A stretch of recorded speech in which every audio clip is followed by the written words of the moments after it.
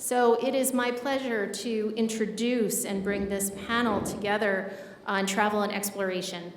The Congressional Award Program obviously encourages travel, curiosity, exploring other places, cultures, countries when you can, sometimes just different neighborhoods that are different than ours.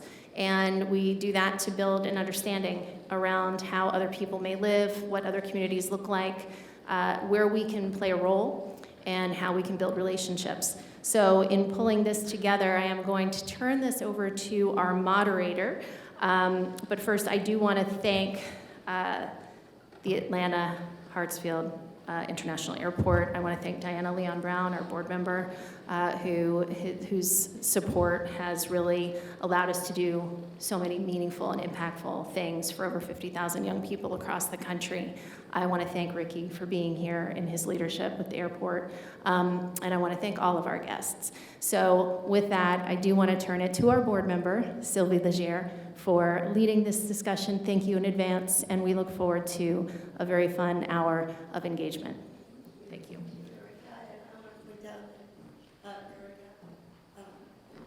Yes, thank you. I explained votes. So as we know, today is a very busy voting day, and I do want to thank our members of Congress for being so flexible with us and for coming here. So with that, before we begin, I'd like to invite Congresswoman Miller Meeks from the great state of Iowa to please come and give a few remarks. Thank you.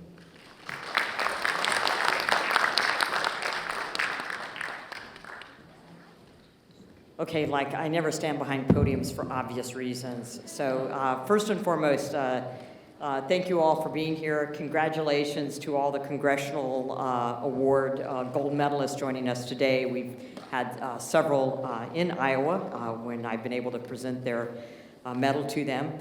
You represent some of the best of our country and that our country has to offer. And through your commitment to service, personal growth, and leadership, you've already demonstrated a willingness to challenge yourselves and make a difference for your communities. And one of the greatest ways that we continue growing as people is through exploration. Now, I was originally supposed to talk later at the STEM panel, but because I'm a physician, former nurse, military veteran, and I got into medicine after being burned, but it was also because I loved science and math, more science than math. But this topic, I think, is just as relevant, and hopefully I can weave this through and even include STEM in it. I think travel, and I may use travel expansively, more so than an airport may use travel. But travel has a unique ability to expand our horizons. It introduces us to new cultures, new ideas, new perspectives. And it reminds us that while we may come from different backgrounds and experiences, we often, and what I have found in my travels, share the same hopes, dreams, and aspirations. Now, I want you to expand travel beyond international. We often think of international, but not every journey requires a passport. Sometimes, exploration means stepping outside your comfort zone, visiting a new community, meeting people whose experiences differ from your own, or simply approaching the world with curiosity and an open mind. My mother always said, so my parents, my dad was enlisted Air Force, my mom had a GED. I'm the first in a family of 8 children to have ever gone to college when I left home at 16 to work and go to community college. And my mama always said, culture isn't art, and it's not museums, and it's not paintings, and it's not fine wine. Culture is knowing your community, knowing your environment. So as you continue your educational, professional journeys, what I'd most encourage you to do is to be curious and to be a lifelong learner. Ask questions, seek new experiences, whether they're in your backyard, and make new experiences. Make new experiences for other people. Or whether it is taking a plane from Atlanta Hartsfield Airport, taking a plane, and you'll find that you, through exploration, adaptability, that empathy, confidence, resilience, those things are skills that will, and attributes that you will continue to learn and will serve you well wherever you go. And then I'm going to say, being a lifetime learner, travel. You don't have to get on a plane or a bus or a train or even use your feet to travel. You can use your mind, you can use books and literature, and to this day, one of my favorite pastimes is reading. And you can travel anywhere through reading.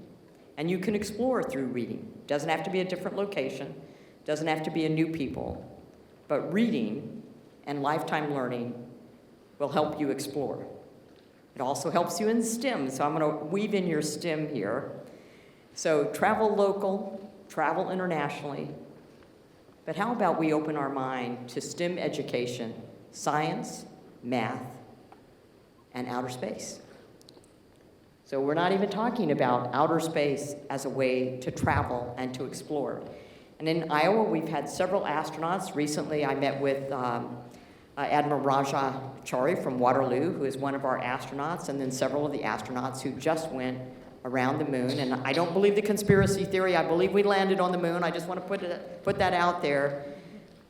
But so you can travel locally. You can travel sitting in your own chair. You can travel throughout the United States, throughout the world internationally, but you can also travel to outer space. So broaden your horizons, and you've already demonstrated that you have the ability to broaden your horizons and experience new things by being a Congressional Gold Medal awardee winner. So thank you so much. It's a pleasure to meet with you. I hope that you reach out to our offices, and most importantly, continue all of the great pathway you've already set yourselves on while you're at this high school level, but then throughout your lifetimes. Thank you.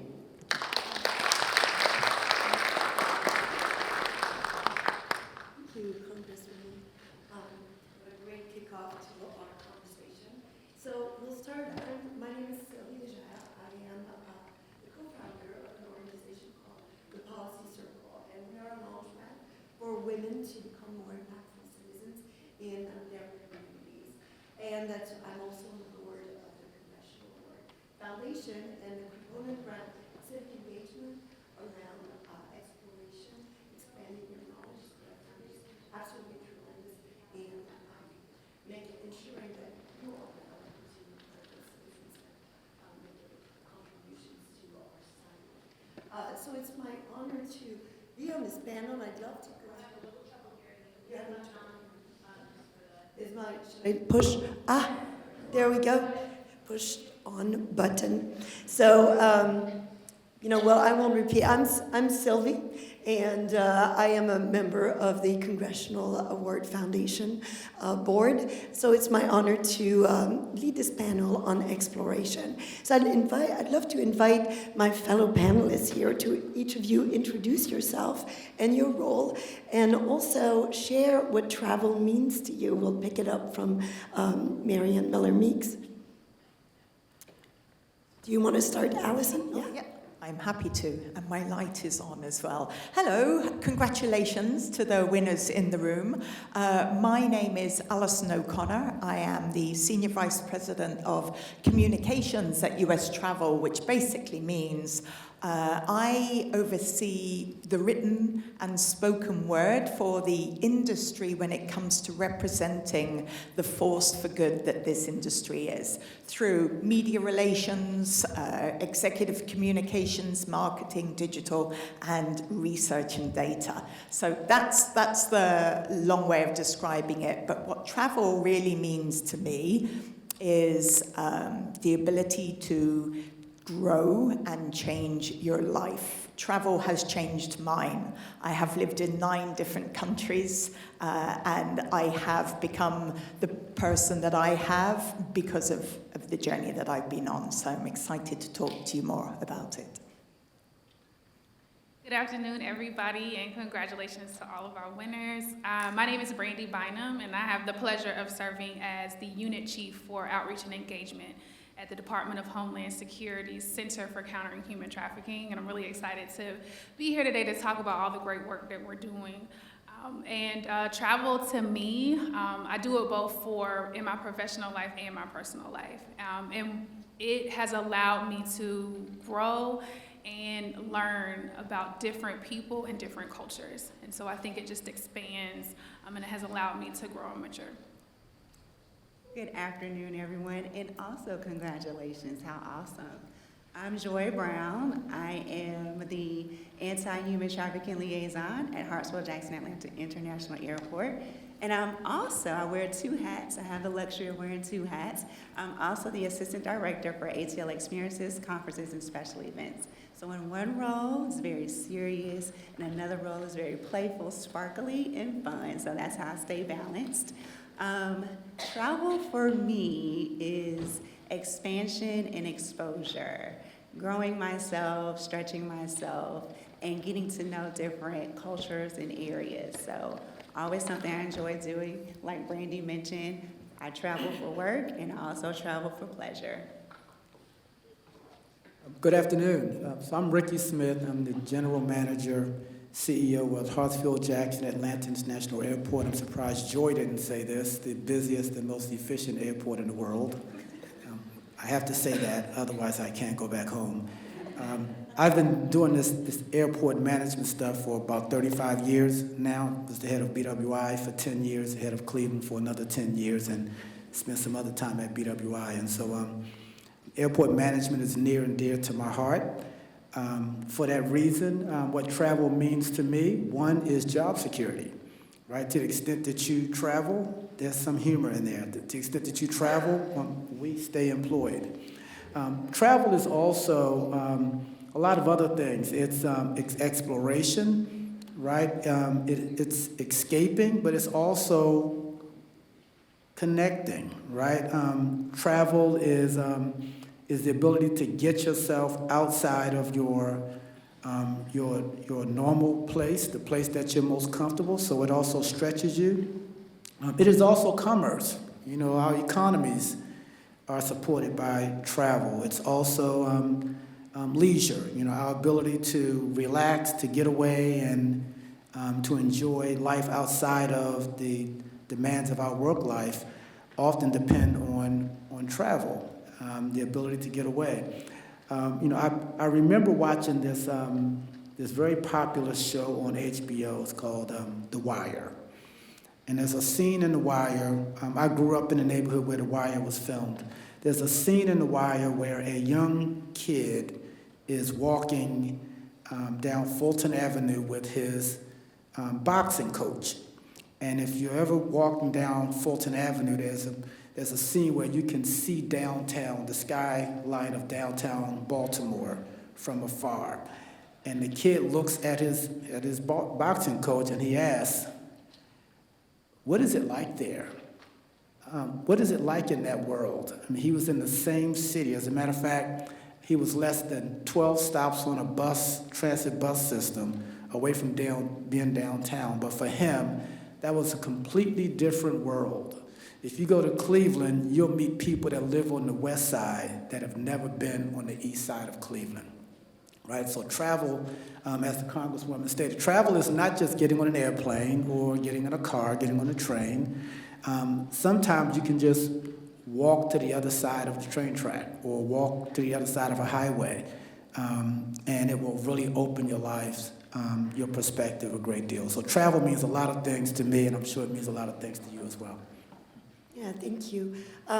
For me, you know, I started saying when I didn't have the mic on, I'm the co-founder of an organization called the Policy Circle, and it's about launching people to be more impactful citizens. So to me, travel, to pick up on what you said, Ricky, is about connection, as you said, but it's also about community, being part of a community of travelers. And what I try to do when I travel is also understand how community functions, how people interact with each other, how they make their community better, how they work with their local government. I become very curious about that wherever I am in whatever community I visit. So I'd love for us to continue a little bit on this thread about what makes us good travelers and what stepping out of our comfort zone really brings to make our lives better, and maybe also what makes us what we should keep in mind when we are traveling to be a good traveler. You know, Congresswoman mentioned curiosity or the willingness to go a little bit, even not that far, but outside of what we know. And so I'd love to hear maybe from each of you. We'll do kind of another round robin on this one. So do you want to go start with you? So often when you're traveling, you're leaving your place and you're going to somebody else's place, right? And so good travelers have the ability to appreciate, respect, honor someone else's place. And so if you're going to be a good traveler, you want to go to somebody else's place and understand and appreciate the world that they're living in, right? Embrace it, because that helps you grow as a person. But you also want to introduce them to your world, right? That also helps them grow. And so, good travelers have the ability to engage in the exchange of lifestyles, the exchange of thought processes, perspectives, whatever it might be. And that just enhances the travel experience all the more. And to piggyback off of Ricky, which makes sense that he's my boss at the airport, I am very much in line with his answer. Traveling, for me, is treat others how you want to be treated. So you would take that rule when you travel, when you enter different spaces, when you enter unique spaces, when you enter spaces that you've never even seen or been into before. You want to treat that space like you would want to be treated. And you would welcome them as they would welcome you. And like Ricky mentioned, it's an exchange. You pour into them and they pour into you, and you take the good and you're able to come back and share that information with your friends and family, what you experienced and what you gained. I echo the other panelists. I think for me, a little bit of research goes a long way, especially not just when you're traveling within the States, but internationally. So I do a lot of international travel for my work in the space of human trafficking prevention. And one thing I encourage myself and my team to do is learn the pleasantries if we're going into another country and their main language isn't English. If I'm able to say hello or thank you in their language, I think that goes a long way, especially traveling here from the States. So in addition to what you said, I just want to add that a little bit. Some good buzzwords you've got to be picking up so far, like curiosity and exploration. The one I'm going to use is confidence. I think travel builds confidence. If you take yourself out of your comfort zone on the other side of the train tracks, across town, across the country, across the world, it's going to be uncomfortable probably when you get there. Even if you've been there before and it's something that's very different to you, invariably at some point you arrive somewhere and have to figure something out. And going through that experience and then coming home makes you a little more capable, but it also makes you more confident. Confidence isn't just about how you feel with your shoulders back walking around, but it also affects the macro environment around you. A lot of things that you may hear on a day-to-day basis can sometimes, when it comes to travel, come from a place of fear. Some people are cautious and scared of the things that they don't truly understand. And so if you can get out across your town, your city, your country, your state, the world, you're going to see there are good people everywhere, and that actually it's a very cool experience to live in an environment, experience an environment that is so completely different. And you're going to be able to come back, tell those stories to everybody at home, and hopefully give everyone a little more confidence about the diversity in the world. I remember traveling to Martinique, French Caribbeans, and they were the worst people in the world because they spoke French. And I expected them to speak English, and they just refused to speak English, right? What that taught me was I had to learn to respect their native norms, right? America's not the center of the universe. So that was eye-opening to me. And so again, if you're going to be a good traveler, you have to learn how to respect the norms of the place you're going. Yeah, I think that confidence comes from little wins, right? And when you travel, your first little win is actually making it to the airport, and then figuring on time, figuring out your gate, and being able to navigate that transportation environment at home, but also abroad. So I'd love to shift our focus around just transportation and airports. We have the honor to have Ricky and Joy here who come from Hartsfield-Jackson Atlanta International. And for those of you who travel internationally, you might be, it's always fun to know the 3-letter code that identifies airports. So I come from Chicago and it's ORD, and Atlanta is ATL. And it's one of the largest airports in the world. From Atlanta International, you can go anywhere. I'm sorry. I have to stop you.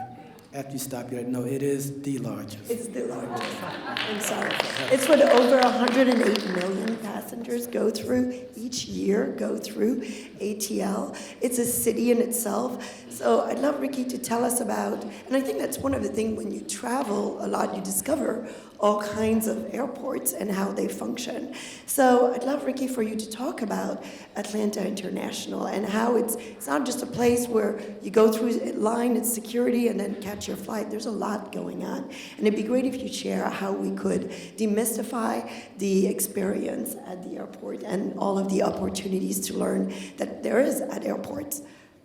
Well, to add more mystery to airports, there's a saying in the industry that if you've seen one airport, you've seen one airport. No airport is the same. Hartsfield-Jackson is unlike any other airport, and I'm not saying that to say it's better than any other airport, even though that's an opinion of mine. Airports are pretty simple if you're a frequent traveler. There are just some basic elements to an airport. You park your car, you go through a security checkpoint, you go to a gate and get on a plane, right? I mean, that's what you do at any airport that you go to. Where they begin to depart is certain airports have different designs. I mean, Hartsfield-Jackson, for example, the reason we can move so many passengers is that we have 7 concourses. One of our concourses is larger than most airports, right? We have 2 terminals, an international terminal and a domestic terminal. So if you're a passenger and you don't understand that, you may go to the international terminal trying to go to Denver, and that's going to make your trip very difficult, right? So the first thing is to get through the security checkpoint. We have one of the largest transit systems in the country in an airport. It's called the plane train. Has about a 98.7% reliability rate. It is more efficient, more reliable than probably any other transit system in the country, if not the world. And so the 108 million passengers that come through that airport, they're using the plane train. It is the plane train that allows them to get from the security checkpoint to a gate as far away as the international terminal in minutes, where in many other airports it would take much longer than that.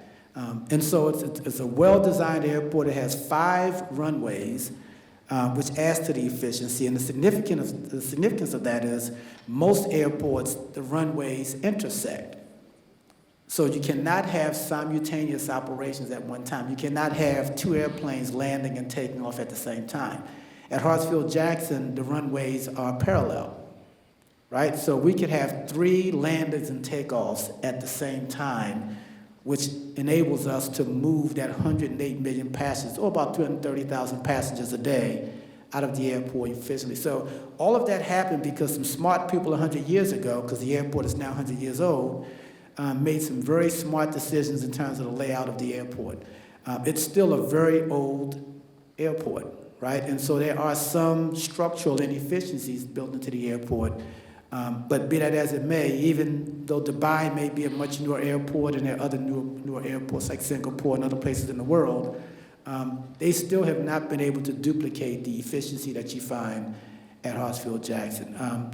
The next highest performing airport is Dubai, and it handles about 23 million passengers less than Hartsfield-Jackson. And so it's a very efficient airport. And then there's the culture of customer experience.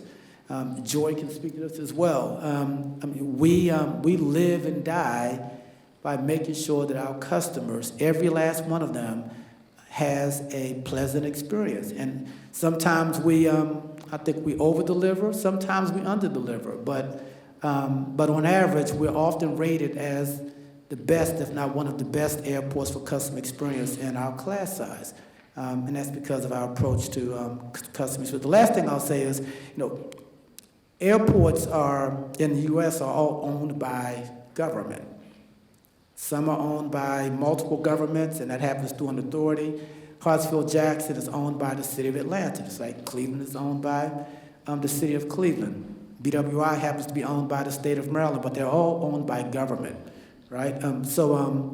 They also serve the role of playing the role of a public utility, and they play an important role in terms of the country's national defense system, and that is why the makeup of our air transportation system is a government-driven or government-based system, as opposed to, for example, Canada and some other places where they actually have privately owned airports. So I hope that pulls back some of the mistakes. Yeah, so when you walk, and also you have, we were talking backstage, and it's, airports are a little bit like stadiums. You have concessions, you have ads, so there's a lot of career opportunities, and maybe we could touch on that a little bit. You guys have built a career in public safety, in aviation, but also in events, in corporations and relations. So maybe we can talk a little bit about that. Do we have a visiting guest ready to speak? Thank you. Okay, well, yes, hold that as thought. mentioned, very busy legislative day, so we're in the midst of votes, but we have a very special guest that I would like to introduce to make a few remarks, also from the wonderful, great state of Georgia. Please welcome, if you would be so kind, Congresswoman Lucy McBath, who is here joining us today for some brief remarks, and we'll get back. We'll take a photo following that, and then we'll remain back to our discussion. All right, thank you.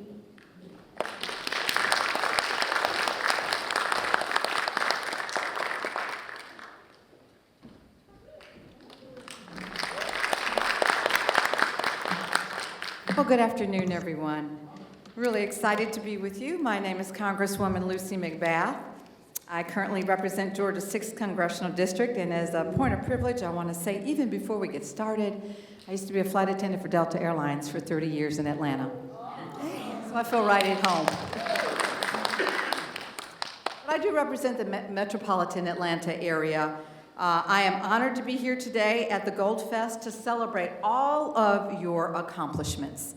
And thank you to the Congressional Award for hosting this summit, and to Hartsfield-Jackson Atlanta Airport, Hot Atlanta Airport as we call it at home, for helping to convene this conversation today.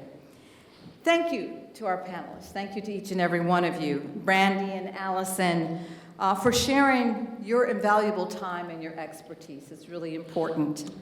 And a special shout out to our Georgia friends, Ricky and Joy from Hartsfield-Jackson, who definitely have managed operations at the busiest airport in the world and are responsible for the travel experiences of almost 300,000 passengers a day, including me, so no pressure. But anyway, I'm no stranger to travel. As I said, I flew for Delta Airlines for 30 years as a flight attendant. And that was long before I ever thought about coming to Congress. I never expected to be in Congress. But I'm really glad to be here to represent the interests of the airline industry. When I started at Delta, I told myself that I would just only fly for a year. I had finished my undergraduate work at Virginia State University. I got accepted to University of Maryland's law school, and I went there for 1 year, and I just wasn't sure if I could cut it. I wasn't really sure if that's what I wanted to do.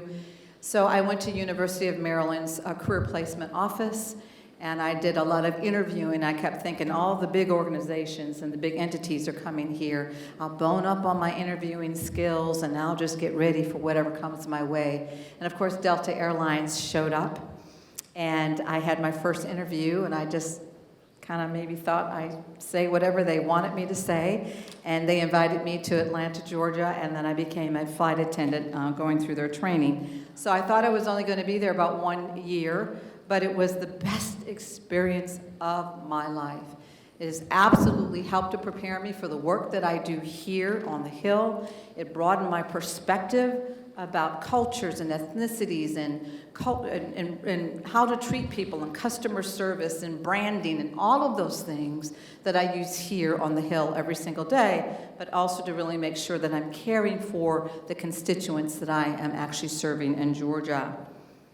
But the camaraderie with my fellow flight attendants and the perk of traveling to far-flung cities and countries all over the world, and I'm still a big, big traveler to this day, kept me in the air those many years, longer than I had originally planned to stay. So I always say that being a flight attendant was a great training for becoming a member of Congress. In both jobs, you have to work in service to others. This is what this work is. It is simply service to our constituents, service to the United States of America. And I truly believe as a member, if you are doing this work for any other reason than that, then you really don't deserve to be here. But in both jobs, you work in the service of others, listening to and assisting people from all walks of life. My travels as a flight attendant taught me to be very curious about the world, very curious about things that I do not know. And for my staff who are with me all the time, they know anywhere that I go within my district, anywhere that I go across the world, anywhere that I go, I'm asking hundreds of questions because I want to know what I don't know. I never imagined possible, these kinds of opportunities that would be afforded me. And it has adapted me, it's helped me, it's gifted me with an adaptability. I'm very, very flexible. I'm very, very independent, and bravery that steeled me for life's challenges. I hope that your travels to Washington are only the beginning of your journey for challenging yourselves and challenging what you think is possible and what you think you are capable of. You must always continue to grow organically. You must always continue to think outside the box. Don't take for granted everything that is told you. Think of different new ways and ideas to create substance, to create value. That is why we're here on earth. You are here today because you are the best of the best. That is the reason why you're here in Washington. And I hope that whatever path that you forge for yourselves, that you continue on in the spirit of what brought you here today. I look around this room, I look around the CBC auditorium today, and I'm so very, very proud for each and every one of you. And I feel so privileged to know that the future is in your kind and capable hands. You have a great discussion that's prepared for you. You've already begun, and I'm not going to continue to intervene anymore, but I will hand this over to Sylvie to get the panel continued. I thank you all so very much for being here. Thank you for being the best of the best, and Godspeed.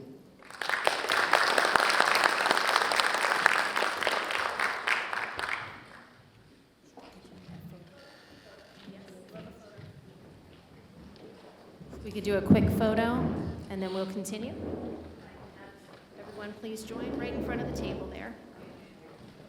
Congresswoman, if we want to go right in the front.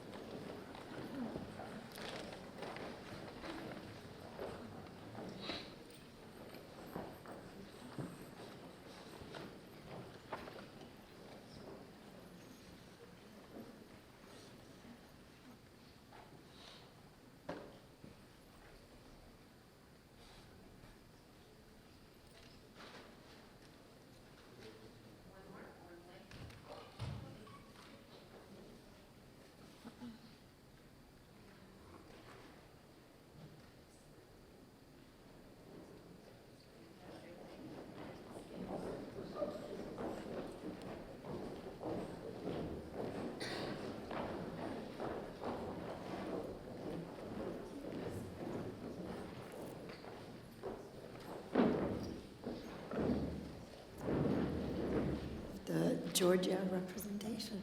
Well, actually, it's a nice segue how Congresswoman shared her experience in the industry as a flight attendant. And I'd love for us to talk about the career opportunities. I think the travel industry is more than the airport. It is the airports, the transportation, but it's also the hotels, the restaurants, the events. So I'd love, Allison, maybe you can talk about the industry as a whole. I've read somewhere that it employs 1 in 10 Americans are working in this sector, and maybe you could talk a little bit about it first. Sure. So some numbers for a moment. Directly in the travel industry, there are 15 million jobs in America. So 15 million Americans employed in the industry. But the variety of jobs is enormous, which is a great thing. So you would think of obvious areas, potentially in hotels, restaurants, with airlines, and then maybe some of the less obvious but very cool ones, such as working at an airport. And it could be working for an association like mine. Destinations themselves have large organizations representing them, attractions. There's all types of companies. And within those companies, all kinds of jobs. If you think about technology, engineering, marketing, and then, of course, the big one, the service elements, customer service, sales, you name it. If you can find it in an organization in America, you can certainly find it in travel. So the industry drives a $3 trillion economic footprint in this country. That's pretty big. There are very few industries that come anywhere close to the impact of travel. So travel's really important. My personal journey was with a hotel company initially for very many years, nearly 3 decades. And I started at the bottom. It's certainly a way in. For me, it worked out very well. Doesn't have to be that way. It's also an industry that affords great opportunity for people graduating from great colleges, certainly the ones across this country. So there is something for everyone there. I will just shamelessly throw in a little plug that for the month of May, travel was one of the only categories that was up in the jobs report that came out. And there are still 800,000 job openings across the industry. So if there is an industry that has a lot of opportunity, great growth, not just upward mobility, but in terms of yourself, how many companies can you really go work for and be able to travel across the country and across the world as part of a job and that growth journey? So I'm a huge advocate, personally and professionally, for the opportunities that this industry has to offer. So there are around 3,000 airports in the United States. Hartsfield-Jackson alone employs over 63,000 people. That's more people than many towns in the country. So it is truly we can call it a small city. It is truly a small city.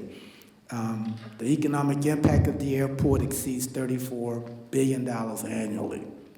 I think it's over 100 million jobs that are in the region because of the activities at the airport.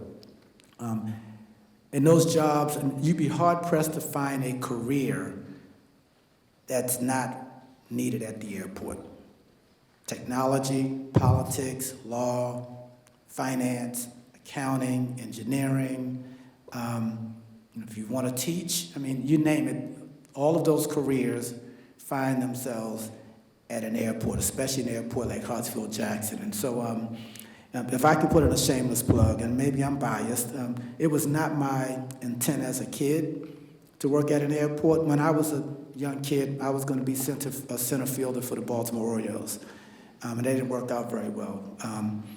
And this career found its way to me, and I think it's the most dynamic industry that you can find yourself working in. First, you can never plan your day.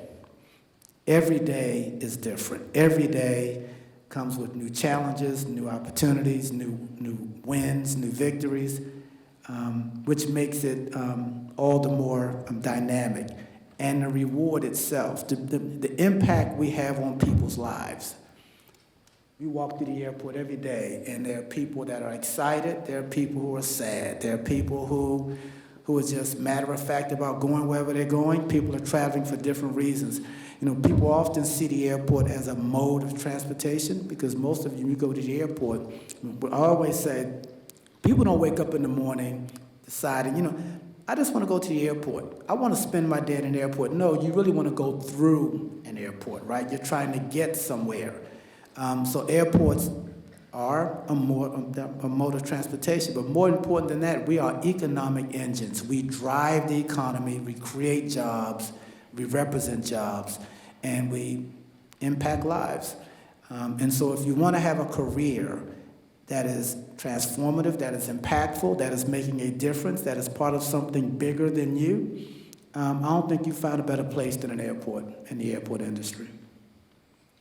And to add to that, also the airport in the community enables special events to take place, people to go to special events. Joy, I'd love your perspective. The World Cup is here in the US. Atlanta is the host of several games. And I know, Joy, in your capacity for Hartsfield-Jackson International, you're working in events and you're also working with sponsors, corporations who are participating in enabling this event. So tell us a little bit about the projects in that space. Absolutely. With the World Cup happening next Monday, I believe, June 15th, the airport has been incredibly busy in the event space, but not just because of the World Cup, just because it's who we are at ATL. We're Southern, so we're very hospitable. So we do our very best to welcome our passengers and make them feel engaged, like they want to come through the airport. If they are just traveling through the airport, they will have something fun and exciting to see. Kiana reminded me that we have an art program. Our art program has put up a scavenger hunt. We have 50 uniquely decorated soccer balls throughout the airport. And they're so cute and it's so fun. So there are so many opportunities for partnerships and stakeholders to come in. Just this past week, we probably did 17 billion events, it feels like to me, and it's only Tuesday. But starting May 29th, I believe, we had a ribbon cutting opening our South Deck, our newest South Deck parking lot. The following week, we celebrated the de-widening expansion, and then we had a Mandela sculpture. Is that the Sphere, Atlas. It's something every single day. Our airport is very exciting, it's very engaging. People like to come through ATL because there's so much to do, there's so much to see. And it's Atlanta. Why not? Why not move through the best and busiest airport in the world? So the other side, and I'd love to shift our conversation to perhaps the safety side. Part of the airport is keeping passengers safe as you're walking through the airport.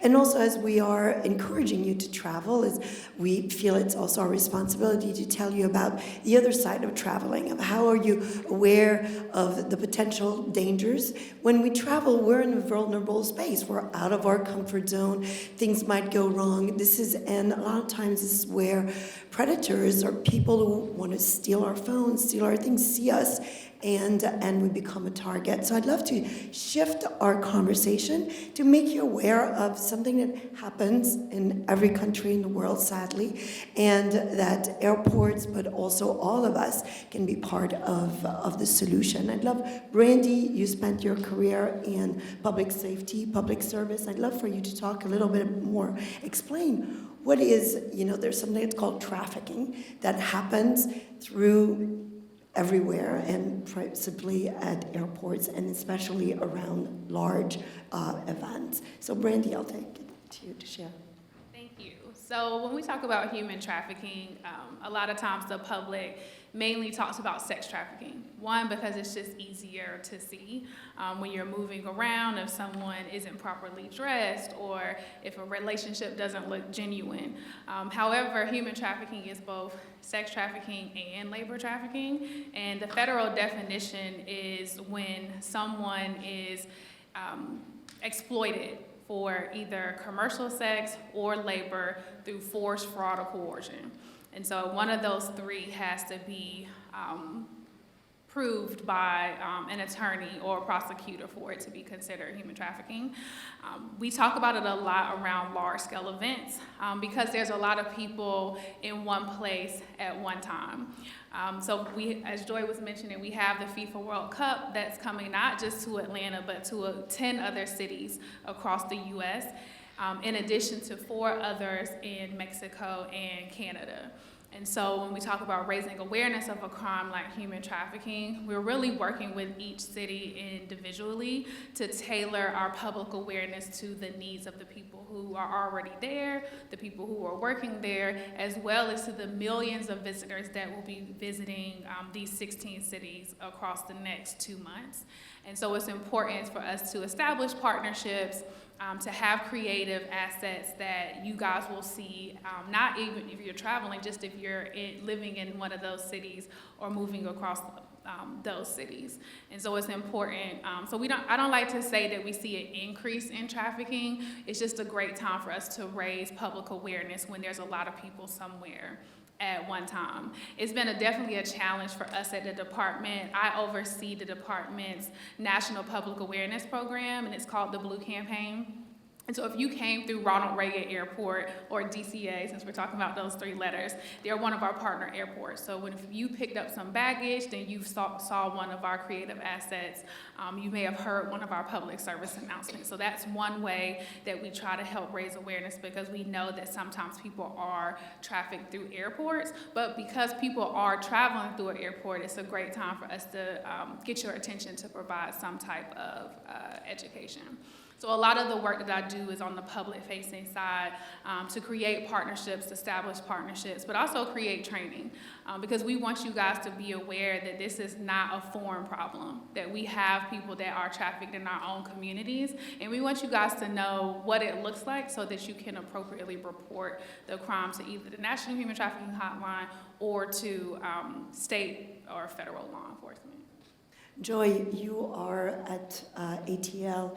You are responsible for countering trafficking, and you ensure that every employees at the airport, everyone who works at the airport is aware to recognize a sign. It'd be great, I think, for everyone here to know what are those signs that can recognize that the situation is not normal, that someone is being coerced to do something against their will, and behind closed doors or hidden. So tell us a little bit about the program at ATL, and also what people are trained on.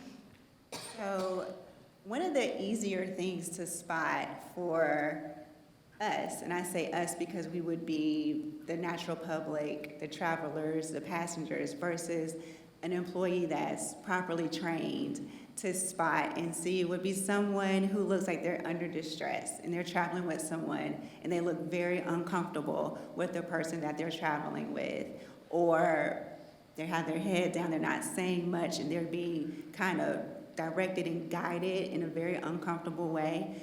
And we instruct our employees to engage with those passengers and in those situations, to just have a friendly and light conversation with them. Hey, where are you guys traveling today? And if this person doesn't know where they're traveling, or they look to the person with them to answer for them, then that's a sticky situation.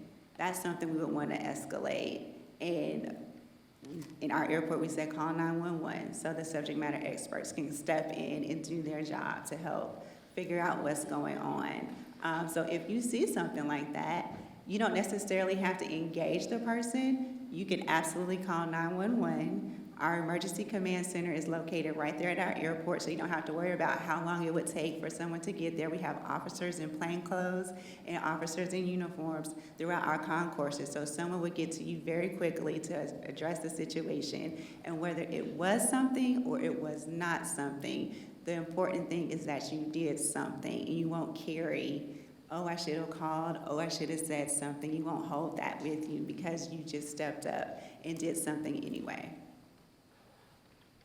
Did you have some comments to add? No, well, Doing or public safety at the well, airport? so Joy does an amazing job bringing awareness to the entire airport community, and she partners with the city to do that.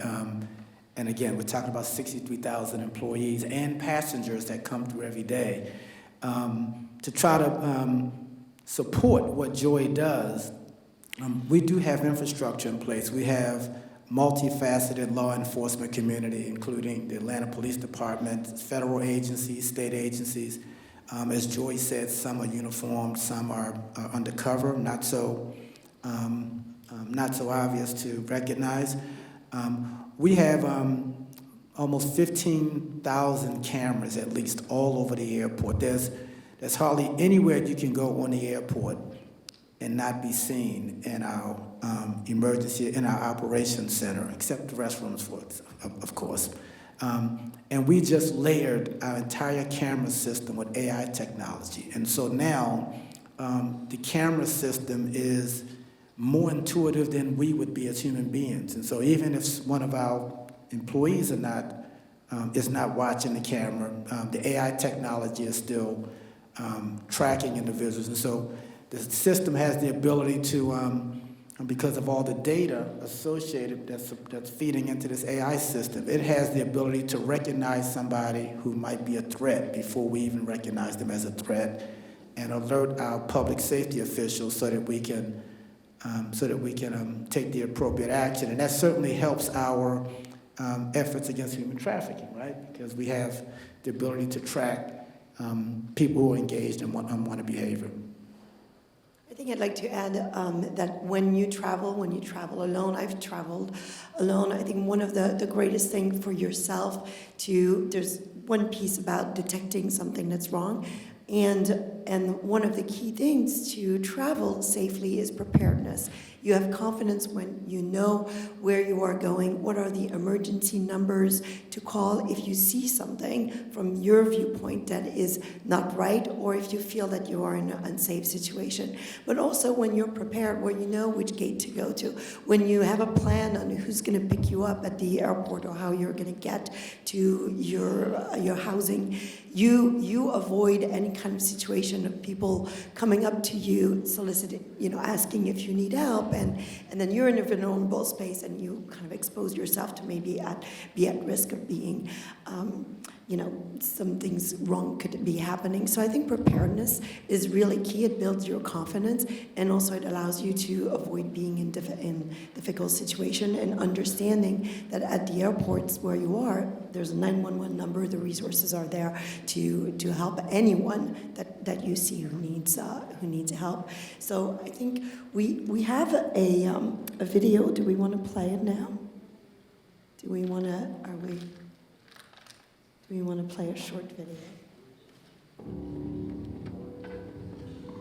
This is a video about human trafficking, so that you can know some of the signs. And if you see something, you can say something. Do you see how he's holding my arm? I'm holding her like this so that we look like we're together, but really, I'm keeping her under my control and afraid. I also have her ID and travel documents. I'm in control of everything. I'm trained to notice things like this, but if you see something suspicious, trust your gut and let someone know. Find an airport employee or just call 911. I'm covering up a tattoo on the back of her neck, and I've also been asked to cover up what looks like a bruise on her arm. I may act like I'm her mother, but I'm not. I'll stand close by to make sure she's too scared to speak up. This feels out of place to me, so I'm going to tell my supervisor. But you may see something before she does, so help us look for signs of abuse. Bruises or brands, clothing that looks out of place for traveling, or maybe I seem drugged. You can just call 911. Trust your gut and make the call. If you dial 911 while on airport property, your call doesn't just go anywhere. It comes to an officer right here at ATL. That way, we can respond quickly to any suspicious circumstance. You know what you saw. Trust your gut and make the call. Sometimes we use a peer to groom victims online and lure them away from home. It's possible that we're forced to do this to repay a debt or for protection for a family member that has been threatened. No matter what the reason is, this is wrong. Notice that he doesn't have real luggage. He might not even know what city he's in. We told him to say that he's 18, but he might be a lot younger than that. Don't worry about me. I'm an actor. But in real life, something like this could be happening right in front of you. Trust your instincts. If it doesn't feel right, make the call. Come talk to me. I'm here to help. Talk to me. I'm trained and I know what to do. Come talk to me or call 911.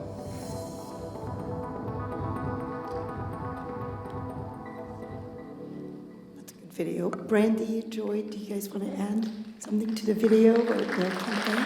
It's a good video. I was just asking Joy if they produced that. It's actually really good, because a lot of times in my work, I'm like, that is not how trafficking happens. I just want to add to say that victims of human trafficking can be anybody. And so it's important that we're educated about the crime. And it's not, I think when I started this work almost 10 years ago, it was somebody's gonna get snatched up in a white van and taken away to do something against their will. That is not how trafficking happens. A lot of times our young people and adults are trafficked from right at home. I always like to say, if there's a crack in the door and there's internet, then there's a way for a trafficker to reach their potential victim. And when we talk about labor trafficking, that could be false job promises. We've seen a lot of people get lured into labor trafficking because they were thinking they were applying to a legitimate job. So as you guys are looking for your next job, make sure that you're really doing your, I like to say, investigative work and looking at the job and making sure it's a real company. And if you see that you can get paid a lot of money and you don't need a lot of experience, that is a good sign that that is not a real job. And so the parents in the room, talk to your kids, right? We have a lot of resources, free resources on bluecampaign.gov for you to have those conversations with the people in your life and know what really those indicators look like. But great job on the video. Yeah, I think we have another question about getting more information. Take a break. Sorry, yes, any more information, please? Oh. Yep. Yes. For more information, you all should have received the luggage tag. And if you scan the code on the luggage tag, it will take you to the Congressional Award Foundation page, co-branded with Stop the Blue. And there will be more information on indicators and what you can do if you see something. Thank you. We are just about out of time. I want to thank this entire panel for their time and energy today. I have one more special guest that I would like to introduce, Congressman Gus Bilirakis, who I know is a champion of a lot of these efforts to combat human trafficking. He is also a previous board member of the Congressional Award Foundation. He represents the great state of Florida, where I know some of our young people are coming from today. So with that, I'd like to introduce the Congressman.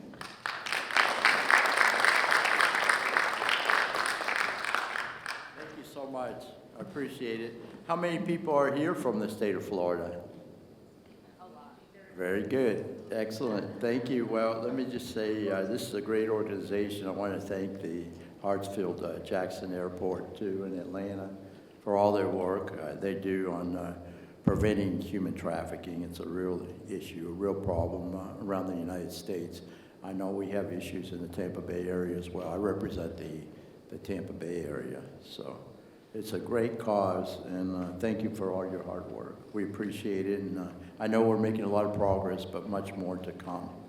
It is a pleasure to join you today as we celebrate the remarkable achievements of the 2026 Congressional Award, the gold medal recipients. This is really a big deal. It is. Congratulations.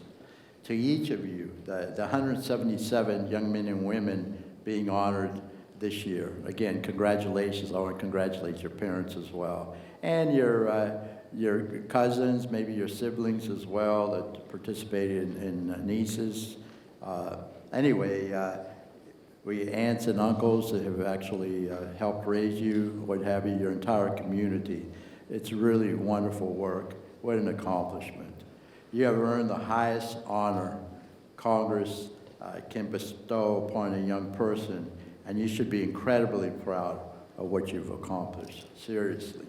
The Congressional Award is about much more than meeting requirements or checking boxes. It's about setting ambitious goals, and it really is ambitious, and you accomplished that. Challenging yourself, very important. Serving others and developing the character and leadership skills that will guide you throughout your life. And you're going to become great role models for maybe your younger siblings. You'll be mentors for others as well. As a longtime supporter of this program, and I'm a former board member, I have had the privilege of witnessing firsthand the extraordinary dedication of its participants. Every year, I'm inspired by the young people who choose to invest their time and talents not only in their own growth, but in making their communities stronger and better. And we appreciate you not being on the social media all the time. I know it's difficult sometimes to look at your phone and you know, the isolation though, you're out there helping others, and that's so very important. So again, keep your mind, there has to be a little balance there, and you do such a wonderful job.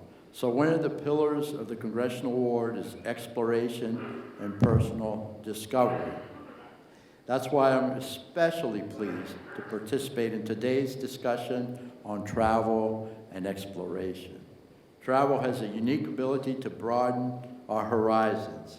It introduces us to the new cultures. Very important that you, get outside your comfort zone and experience new cultures, new ideas, and new perspectives. Open-mindedness is so very important. It teaches us that while people may come from different backgrounds and experiences, we often share common hopes, dreams, and aspirations. Whether traveling across town, across the country, or across the globe, exploration encourages curiosity, understanding, and empathy. These are qualities that are desperately needed in today's world, and God knows that, and qualities that each of you has already demonstrated through your commitment to learning and again, service above self. As the co-chair of the Congressional Travel and Tourism Caucus, I have seen how travel strengthens communities, supports economic opportunity, and builds connections between people. So you share all your experiences with others. I've also worked to raise awareness about important issues that intersect with travel, including efforts to combat human trafficking and protect vulnerable individuals.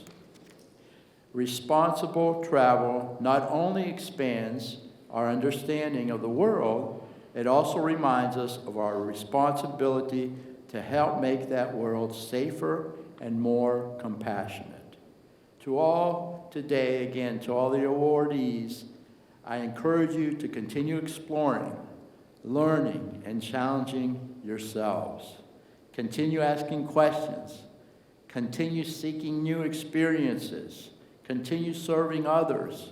The skills and values that help you earn this award will serve you well no matter what path you choose. And that's so very important, folks. Know that. But, find something that you love and that you enjoy. Of course, you want to make a living, and that's very important too. But you're going to be helping others at the same time, and it's so very important. Our nation needs leaders like you who are willing to listen, to learn, and work together to solve challenges. We have that issue here in the United States Congress. We want to solve challenges, build consensus, find common ground, work together. And the labels are secondary as far as I'm concerned. Do what's right for your community. I'm confident that the future is very capable because of you. These are capable people that will not let us down, that's for sure. Thank you for your dedication, your leadership, and your service. Congratulations once again on this extraordinary achievement. And again, you've achieved it on the 250-year anniversary of our nation's birth. That's pretty special. I wish each and every one of you continued success in all your future endeavors. God bless you. God bless the United States of America. Thank you for giving me the opportunity.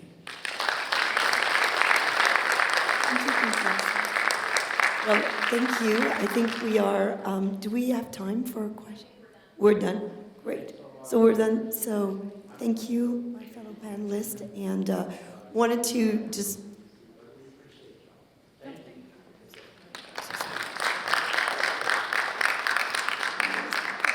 All right, so we're wrapping up, but maybe before we go, let's just inspire people to travel. Where are you going, Allison, next? I don't know if you've heard of a little place called Malta. It is off the coast of Sicily. It's where the World Travel and Tourism Council will meet this year. Every year they move it to a different location. So that's where all of the travel, tourism ministers, industry representatives meet annually to think about how we move the entire industry forward globally. Brandy? So I don't know where I'm going next because I just got back from Budapest, Hungary for work.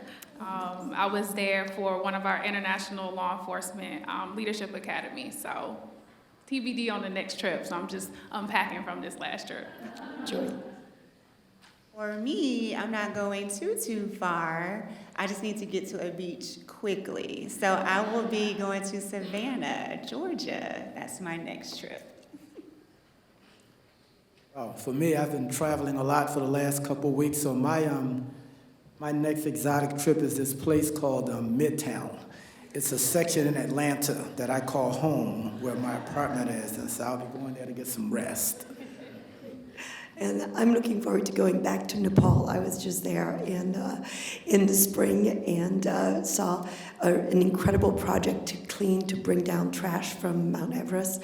And I'm looking forward to going back to a different part of the communities out there in Nepal. So, well, thank you all for this panel. Thank you, Erica, for the opportunity. Congratulations again. So thank you.